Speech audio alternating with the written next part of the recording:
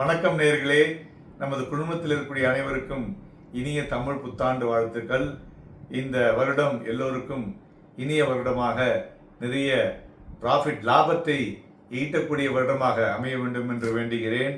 மேலும் போன வாரம் பார்த்தோம்னாக்க வெள்ளிக்கிழமை அன்று ஒரு எதிர்பார்த்ததை விட ஹையர் தென் எக்ஸ்பெக்டட் யூஎஸில் மார்க்கெட் இன்ஃப்ளேஷன் டேட்டா வெளிவந்ததுனால் மார்க்கெட்டில் ஒரு செல் ஆஃப் வந்தது என்று சொல்லலாம்.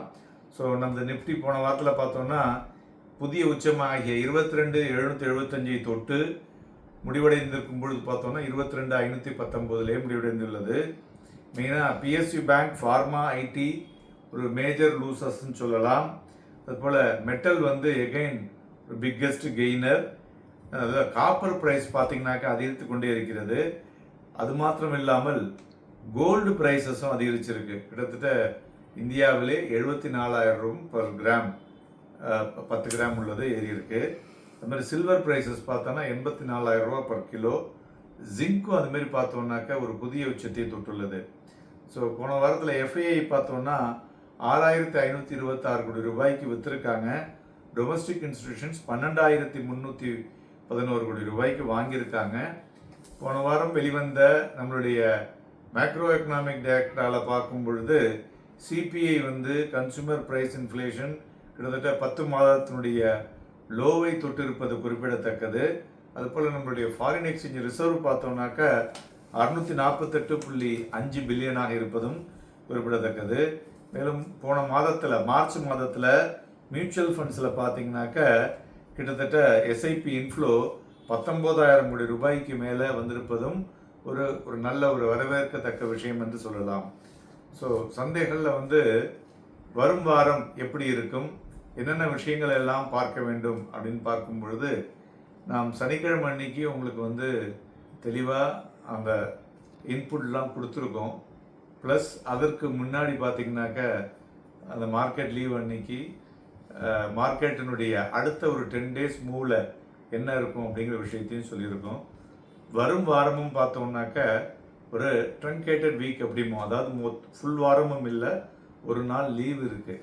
ஸோ மேலும் வரும் வாரத்தில் பார்த்தோம்னா முக்கியமாக பங்களிக்கக்கூடியது இந்த Jio political tension. So Saturday அன்னைக்கு நைட்டு பார்த்தீங்கன்னாக்க ஈரான் கிட்டத்தட்ட மோர் தென் ஒரு 100க்கு மேலே மிசைல்ஸை இஸ்ரேல் மேலே விட்டுருக்காங்க. மேலும் ட்ரோனும் பார்த்திங்கன்னா நிறைய ஒரு டைரக்ட் அட்டாக்கை பண்ணியிருக்காங்க ட்ரோன் மூலியமாக. ஸோ அதனால் இது பார்த்திங்கனாக்க ஒரு ஃபியர் இந்த மார்க்கெட், ஒரு கவலைக்கு இடத்தை கொடுக்கக்கூடியதாக இருக்கும். இது இன்டைரக்டாக பார்த்திங்கனாக்க இவங்களுக்கு யாரெல்லாம் உதவி செய்கிறார்கள் 2 நாடுகளுக்குன்னு பார்த்தோன்னு வச்சுங்களேன், ஃப்ரான்ஸு, யூகே, யூஎஸ்ஏ. ஸோ அதனால் அங்கங்கே அவங்க கொடுக்கக்கூடிய விஷயங்கள் மார்க்கெட்டில் ரியாக்ட் பண்ணக்கூடும் என்று எடுத்துக்கொள்ளலாம். மேலும் நமக்கு முக்கியமாக டொமஸ்டிக் மார்க்கெட்டில் பார்க்கும் பொழுது நம்மளுடைய இன்ஃப்ளேஷன் ரொம்பவே நல்லா இருக்கிறது, ஃபால் டு 10 month லோ.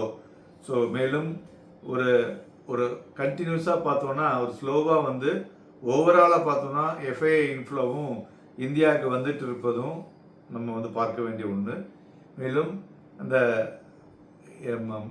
ஸ்கைமேட்னு சொல்லக்கூடிய இந்த ஃபோர்காஸ்ட் ஆஃப் மான்சூன் அந்த கம்பெனி என்ன சொல்லியிருக்காங்க, வரும் வருடம் நமக்கு ஒரு நார்மல் மான்சூனாக இருக்கும் என்று இந்தியன் மெட்ராலஜிக்கல் சைட்லேருந்து அவங்க சொல்லியிருக்காங்க. ஸோ இதுவும் ஒரு வரவேற்கத்தக்க விஷயம் என்று சொல்லலாம். அதுபோல் Q4 ரிசல்ட்ஸ் பெட்டராக இருக்கக்கூடும். அதுவும் வரக்கூடிய வாரத்தில் பார்த்திங்கன்னா நிறைய ஏ குரூப்பில் இருக்கக்கூடிய ஸ்டாக்ஸில் Q4 ரிசல்ட்ஸ் இருக்குது. அதை விட மிக முக்கியமான விஷயம் என்னென்னா நம்மளுடைய லோக்சபா எலெக்ஷன்ஸினுடைய 7 ஃபேஸில் முதல் ஃபேஸ் ஏப்ரல் 19ஆம் தேதி, அதாவது வெள்ளிக்கிழமை அன்னைக்கு ஆரம்பிக்கிறாங்க. ஸோ அதனால் இவையெல்லாம் சந்தைகளில் நாம் பார்க்க வேண்டிய விஷயங்கள் என்று சொல்லலாம். மேலும் துறைகளை பார்க்கும் பொழுது டிசிஎஸ் ரிசல்ட்ஸை வைத்து ஐடி இண்டஸ்ட்ரியில் மொமெண்டம் இருக்கக்கூடும். Then NBFC, metal, PSU bank and real estate இவையெல்லாம் இந்த வாரத்திலே நன்கு மொமெண்டம் இருக்கக்கூடும் என்று எதிர்பார்க்கலாம். மெயினாக ரியல் எஸ்டேட்டில் பார்த்தீங்கன்னாக்க இன்றைய தினம் இன்னொரு தகவல் வெளிவந்துள்ளது. 2034 இந்தியாவுடைய ரியல் எஸ்டேட் ஒட்டுமொத்தமாக 1.5 ட்ரில்லியன் மார்க்கெட் கேபிடலைசேஷனை தொடக்கூடும் என்று கூறியிருக்கிறார்கள். இது ரொம்பவும் வரவேற்கத்தக்க விஷயம் என்று சொல்லலாம். ஸோ அந்த அளவுக்கு ரியல் எஸ்டேட்டில் மொமெண்டம் இருக்கும் என்று எதிர்பார்க்கலாம். மேலும் இதையெல்லாம் விட மிகவும் முக்கியமான விஷயம், போன வாரமே சொல்லியிருந்தோம், டெஸ்லாவோட சிஇஓ எலன் மாஸ்க் பார்த்தீங்கன்னாக்க 48 மணி நேரம் இந்தியாவில் இருக்க போகிறாரு. ஸோ அதனால் இந்தியாவினுடைய நிறைய வியாபார விஷயங்களை டிஸ்கஸ் பண்ண போகிறாரு. அதனால் இது பார்த்தீங்கன்னாக்க உலகளாவிய சந்தைகளிலேயே ஒரு பெரிய ஒரு திருப்பத்தை ஏற்கக்கூடிய விஷயமாக இருக்கக்கூடும் என்று எதிர்பார்க்கலாம். அதனால் ஒரு பக்கம் நமக்கு நிறைய அச்சுறுத்தலான விஷயங்கள் வந்தாலும், மறுபுறம் பார்த்தீங்கன்னாக்க நமக்கு ஒரு லாபத்தை ஈட்டக்கூடிய விஷயங்கள் எல்லாம் வருவதனால் மார்க்கெட் எப்படி இருக்கும் என்று பொறுத்திருந்து பார்க்க வேண்டும். மேலும் டெக்னிக்கலாக பார்த்தோன்னா நிஃப்டி 22,427.60 மற்றும் 22,303 என்ற புள்ளிகளை ஒரு ஸ்ட்ராங் சப்போர்ட்டாகவும், 22,550.35 அதில் கொஞ்ச நேரம் நின்றுதுன்னா அதிலிருந்து எகைன் 22,775 வரை செல்லக்கூடிய வாய்ப்புகள் இருக்கக்கூடும். அதுதான் 20 டே சிம்பிள் மூவிங் ஆவரேஜ் என்று சொல்லுவோம். அதுபோல் பேங்க் நிஃப்டியை பொறுத்தவரை 48,324.65 47,794.90 ஸ்ட்ராங் சப்போர்ட்டாக இருக்கக்கூடும். 48,564.55 புள்ளிகளுக்கு மேல் ஒரு அரை மணி நேரம் நின்றுதுன்னா அங்கிருந்து கிட்டத்தட்ட ஒரு 600 புள்ளிகள் 49,157 வரலையும் செல்லக்கூடிய வாய்ப்புகள் இருக்கும். வருவாரம் ஹை வாலட்டைல் வீக்காக இருக்கக்கூடும்.